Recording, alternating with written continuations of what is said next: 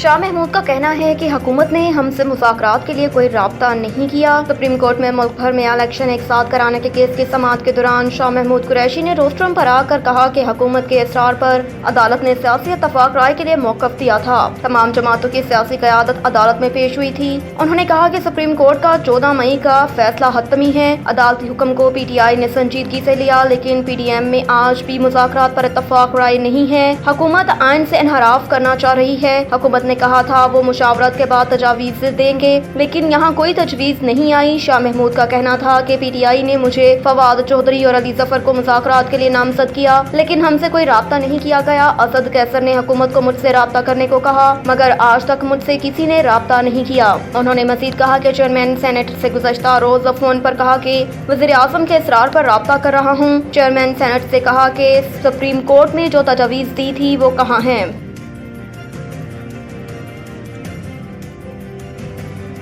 جلاؤ گھیراؤ توڑ پھوڑ کیس، اسد عمر سمیت دیگر کی عبوری ضمانت میں توسیع۔ عدالت نے مسرت چیمہ اور فرق حبیب کو آج ہی انویسٹیگیشن جوائن کرنے کی ہدایت کر دی۔ انسداد دہشت گردی عدالت کی جج ابھر گل نے کیس کی سماعت کی۔ یاسمین راشد، اسد عمر، عمیر نیازی، مسرت چیمہ اور فرق حبیب نے حاضری مکمل کی۔ جے آئی ٹی کے سربراہ آفتاب پھلروان بھی عدالت میں پیش ہوئے۔ جج انسداد دہشت گردی عدالت نے استفسار کیا کہ تفتیش میں کیا پیش رفت ہے۔ سربراہ جے آئی ٹی نے بتایا کہ فرق حبیب اور مسرت چیمہ نے ابھی تک تفتیش جوائن نہیں کی۔ وکیل مسرت چیمہ نے کہا کہ ہم نے جے آئی ٹی کو چیلنج کیا ہوا ہے۔ جج ابھر گل نے ریمارکس دیے کہ اگر جے آئی ٹی ختم بھی ہو جاتی ہے تو بیان تو ریکارڈ کرانا ہے۔ 6 مئی کو کیس سن کر فیصلہ کریں گے۔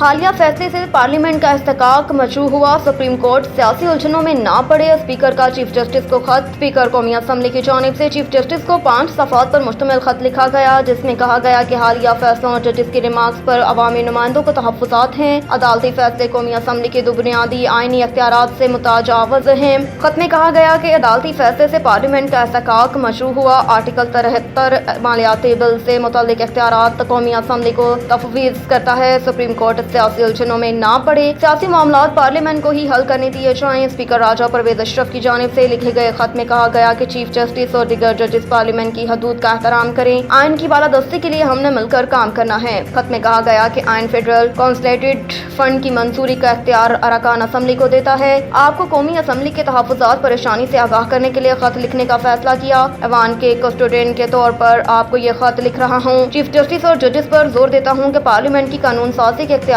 کا احترام کریں۔ محاذ آرائی سے بچنے کے لیے ریاست کے ستونوں کو اپنے دائرہ کار کے تحت کام کرنا چاہیے۔